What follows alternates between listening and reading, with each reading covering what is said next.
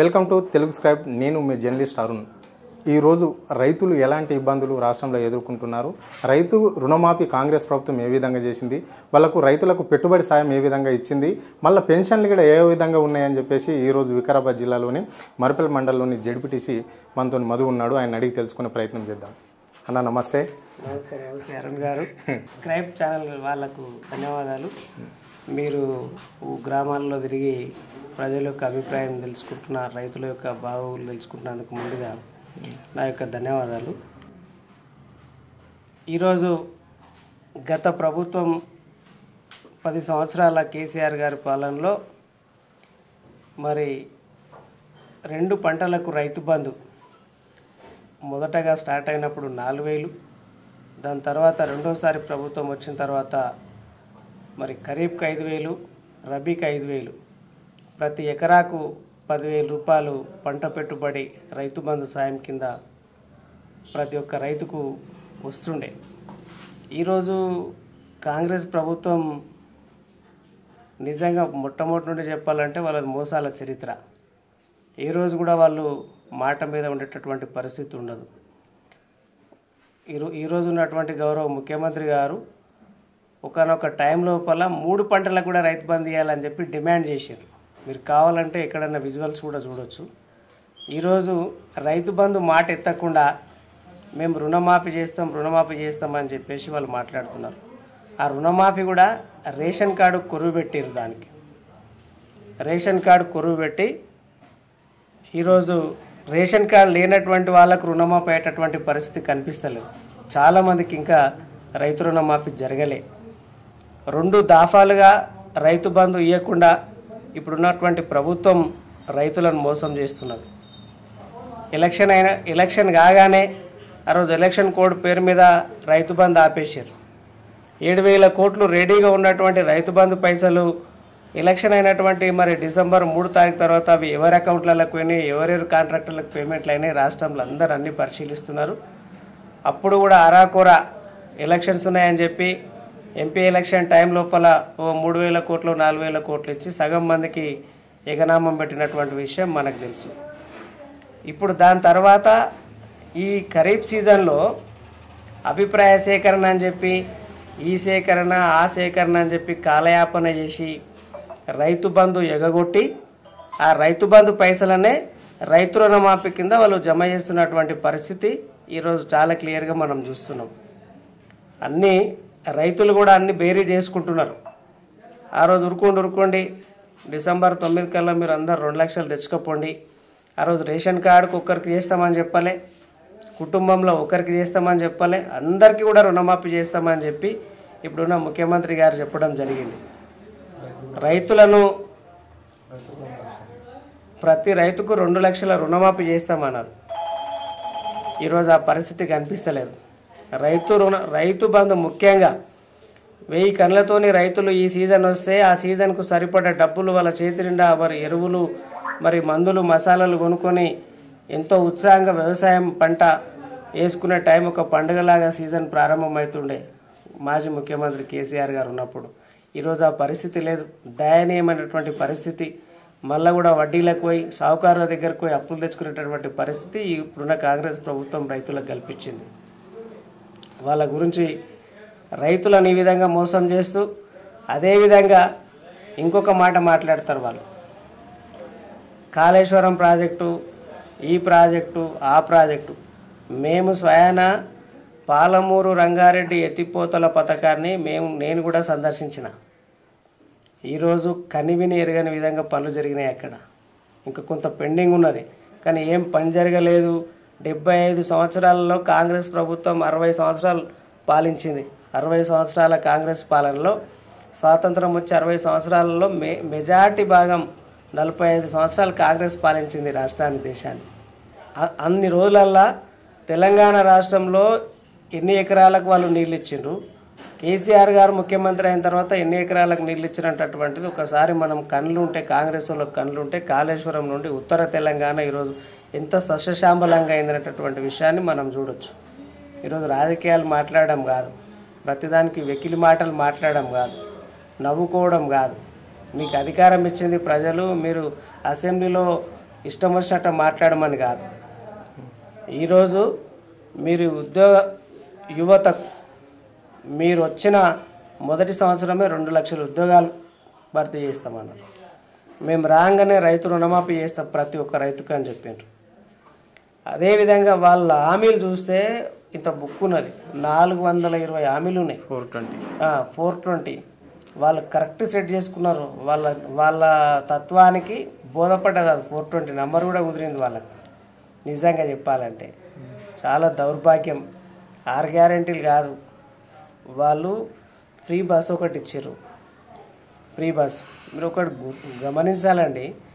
ఇప్పుడు అసెంబ్లీలో హరీష్ రావు గారు మాట్లాడారు, అయ్యా ఉప ముఖ్యమంత్రి గారు బయట ఇద్దరం నిలబడదాం, ఒక 10 నిమిషాలు మేమున్నప్పుడు కరెంట్ సప్లై ఎట్లుండే, మీరున్నప్పుడు కూడా ఇప్పుడు పవర్ సప్లై ఎట్లున్నదో పబ్లిక్ని అడుగుదామని చెప్పి సవాల్ విసిరిండు.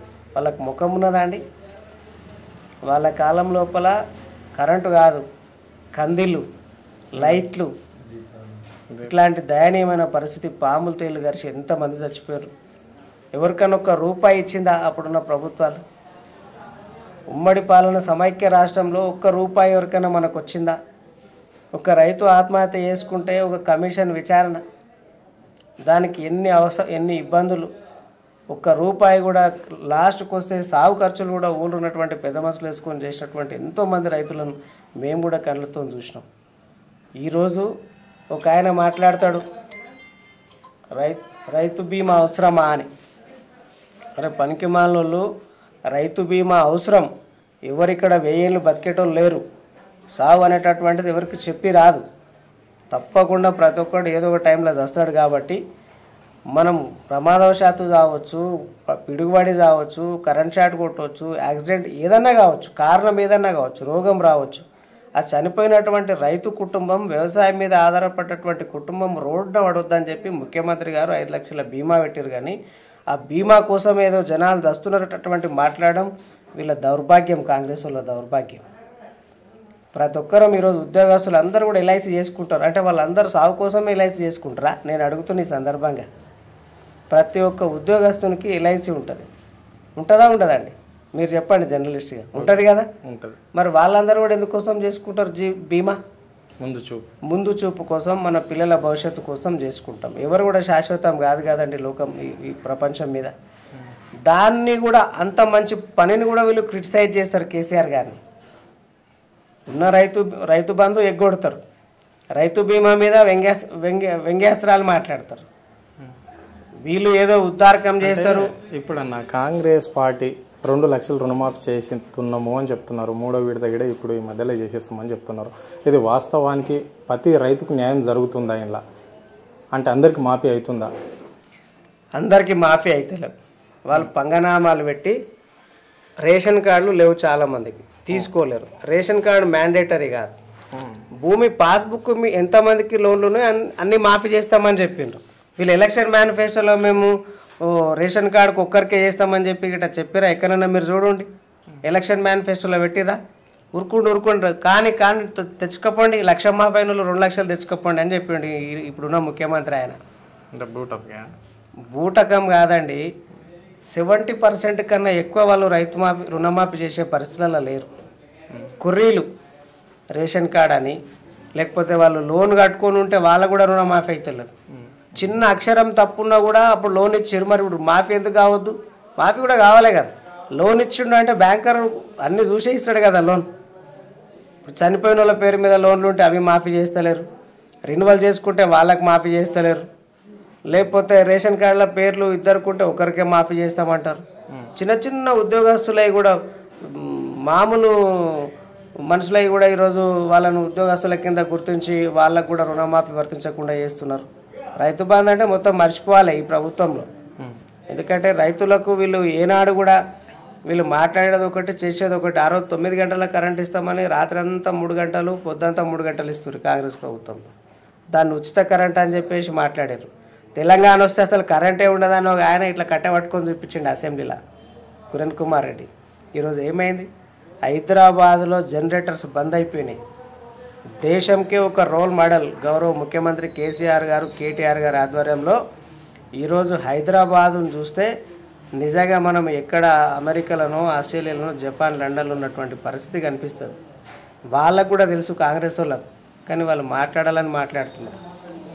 చివరిగా అంటే ఇక్కడ ఈ పల్లెటూర్లలో కావచ్చు, గ్రామాల ప్రాంతంలో కావచ్చు, అంటే వృద్ధాప్య పెన్షన్ ఏ విధంగా నడుస్తుంది? వాళ్ళ కరెక్ట్ పెన్షన్స్ అనేది సకాలంలో అందుతున్నాయా? అంటే కాంగ్రెస్ ప్రభుత్వం 4,000 ఇస్తామని చెప్పేసి ఎన్నికల మేనిఫెస్టోలో చెప్పింది, అది అమలు అవుతుందా? 4,000 ఇచ్చుడు దేవుడెరుగు, ఉన్న 2,000 కూడా జనవరి నెల పెన్షన్ ఎగ్గొట్టినటువంటి కాంగ్రెస్ ప్రభుత్వం ఇది, దొంగ ప్రభుత్వం ఇది. నిజంగా చెప్పాలంటే వాళ్ళకి ఆ ముసలిలో ఉసురుముడుతుంది కాంగ్రెస్ వాళ్ళకు. వాళ్ళు 200కి వెళ్ళి కేసీఆర్ వచ్చిన తర్వాత ముఖ్యమంత్రి, గౌరవ ముఖ్యమంత్రి, మాజీ ముఖ్యమంత్రి 1,000 రూపాయలు చేసిండు. రెండోసారి వేస్తే 2,000 చేసిండు. ఈరోజు అవ్వా తాతల ముఖంలో సంతోషం చూసి వాళ్ళకి పట్టడి అన్నం పెట్టిర్రు కోడన్లు వాళ్ళంటే కేసీఆర్ గారి యొక్క 2,000 పెన్షన్ వల్ల.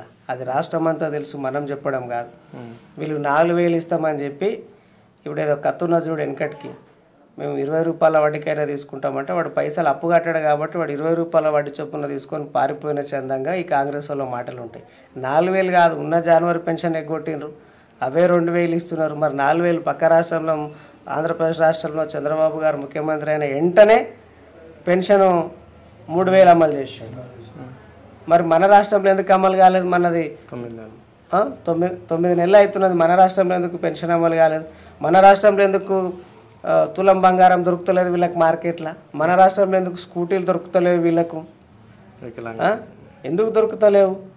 వీళ్ళు ఎన్ని హామీలు ఇచ్చిండ్రు? ప్రజలు అన్నీ గమనిస్తారు. ఈరోజు ఎక్కడో తెలంగాణ రాష్ట్రాన్ని దేశంలోనే తలసరి ఆదాయంలో నంబర్ 1 రాష్ట్రంగా తీర్చిదిద్దింది కేసీఆర్, కేటీఆర్ గారు.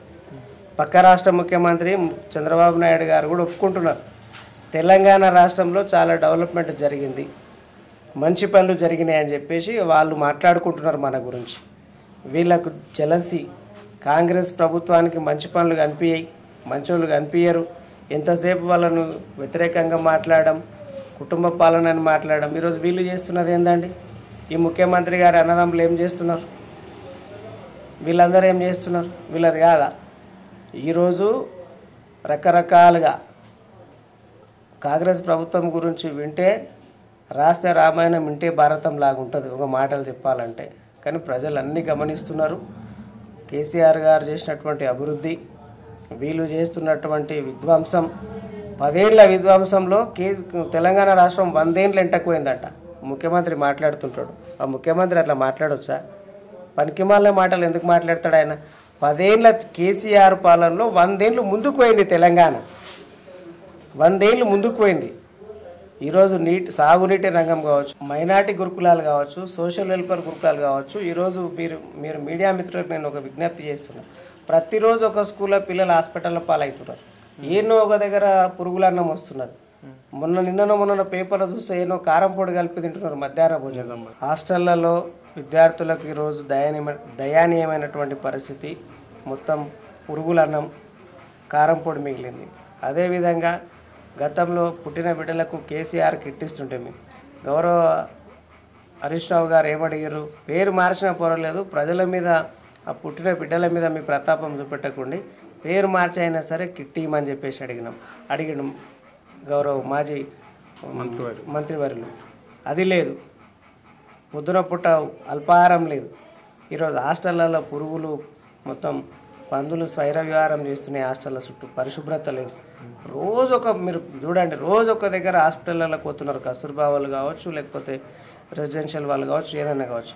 గౌరవ ముఖ్యమంత్రి గారు కేసీఆర్ గారు ఉన్నప్పుడు ఈ రాష్ట్రంలో ఇన్ని గురుకుల పాఠశాలలు ఎవరు పెట్టలేదు. మైనార్టీలకు కావచ్చు, బీసీలకు, జ్యోతిబాపులే కావచ్చు, మైనార్టీలకు కావచ్చు, ఎస్సీ ఎస్టీలకు కావచ్చు.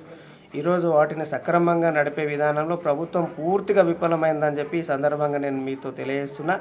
ఈ ముఖ్యమంత్రి గారు, ఇప్పుడున్నటువంటి మంత్రులు ఒకరు డబ్బా ఒకరు ఈయనేం చేస్తుండని ఆయన మీద ఆయన ఎంక్వైరీకి సరిపోతున్నారు తప్ప ఈ ప్రభుత్వాన్ని, తెలంగాణ రాష్ట్ర ప్రజల యొక్క ఆకాంక్షలకు ఏ విధమైనటువంటి వీళ్ళు ఆకాంక్షలకు అనుగుణంగా పనిచేయడం లేదు. దొంగ హామీలు ఇచ్చి ఈరోజు తెలంగాణ ప్రజలు మోసపోయినామన్నటువంటి భావనలో ఉన్నారు. కాంగ్రెస్ యొక్క కుటిల నీతిని, కుట్రలను కూడా రాబోయే రోజులలో మరి బీఆర్ఎస్ ప్రభుత్వం, బీఆర్ఎస్ పార్టీ ఎండగడుతుంది ఎక్కడికక్కడ ప్రజల పక్షాన. అదేవిధంగా తెలంగాణలో ఉన్నటువంటి మేధావులు చదువుకున్న వాళ్ళు కూడా అందరూ ఆలోచన చేస్తున్నారు. కాంగ్రెస్ కోటేసి మనం తప్పు చేసినామని చెప్పేసి అందరి లోపల కూడా ఈరోజు రావడం జరిగింది.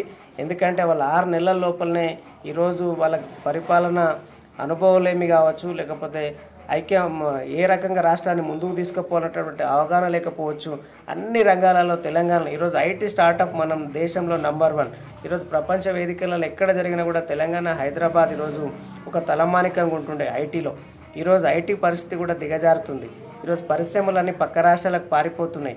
అన్ని రంగాల్లో ఈరోజు ఈ ప్రభుత్వం విఫలమైందని చెప్పి ఈ సందర్భంగా తెలియజేసుకుంటూ వీళ్ళు ప్రజలకు ఇచ్చిన హామీలను నెరవేర్చాలి, ఈ దొంగ మాటలు నంగనాచి మాటలు పనిచేయాలని చెప్పేసి ముఖ్యమంత్రి గారిని హెచ్చరిస్తూ ఈ తెలంగాణ రాష్ట్రాన్ని పరిపాలించేటటువంటి ఇంత దౌర్భాగ్యమైనటువంటి పరిస్థితి అని చెప్పి ఏ యువకుడు కూడా ఏ యువతి కూడా కలగనలేదు. ఈరోజు వాళ్ళకు వాళ్ళే ఒకరికొరు కితాబులు ఇచ్చుకోవడం కాదు, మీ పనితనం ఏందో మీ గొప్పతనం ఏందో ప్రజలు 9 నెలలనే కనిపెట్టిండ్రు. ఇంకా ముందు ముందు మీరు ఇచ్చినటువంటి హామీలన్నీ కూడా నెరవేర్చేంత వరకు కూడా మిమ్మల్ని వెంటాడి వేటాడతామని చెప్పి ఈ సందర్భంగా తెలియజేసుకుంటూ మీడియా మిత్రులకు ధన్యవాదాలు. ఇది పరిస్థితి. అంటే యావత్ తెలంగాణ ప్రజలను, అక్కడ విద్యార్థులైనా కావచ్చు, ఇక్కడ నిరుద్యోగులను, ఆఖరికి వృద్ధాప్తి పెన్షన్ వాళ్ళని కూడా ఈ ప్రభుత్వం మోసం చేస్తుంది. అంటే రైతులను ఏకంగా నట్టి ఏట్ల ముంచింది వాళ్ళను. రైతు ప్రభుత్వం అని చెప్పిన ఈ కాంగ్రెస్ రైతులను మాత్రం ఏ విధంగా పట్టించుకోవడం లేదని చెప్పడం జరుగుతుంది. అదేవిధంగా బీసీ, ఎస్సీ అంటే ఓబీసీలకు సంబంధించిన కింది వర్గాల పిల్లలకు మాత్రము టీఆర్ఎస్ అంటే కేసీఆర్ ప్రభుత్వం మాత్రము ఈ రాష్ట్రంలో పెద్దపీట వేసి వాళ్ళ గురించి అనేక గురుకుల పాఠశాలలు కట్టించింది, వాళ్ళని విద్యాపరంగా అభివృద్ధి చేసింది. అన్ని విధాలుగా సంక్షేమ పథకాలతోని బీఆర్ఎస్ ప్రభుత్వం ముందడుగులో ఉండేది. కానీ ఇప్పుడు మాత్రం కాంగ్రెస్ వచ్చినాక ఆ రెడ్డిల పాలన మాత్రమే కొనసాగుతుంది రాష్ట్రంలో. ఎవరికి మాత్రమే అంటే ఈ మిగతా కులాలకు మాత్రం ఏ విధంగా ఈ ఫలాలు రాజకీయ ఫలాలు అందడం లేవని చెప్పేసి ఆయన స్పష్టంగా మనతో మధుగారు చెప్పడం అనేది జరిగింది.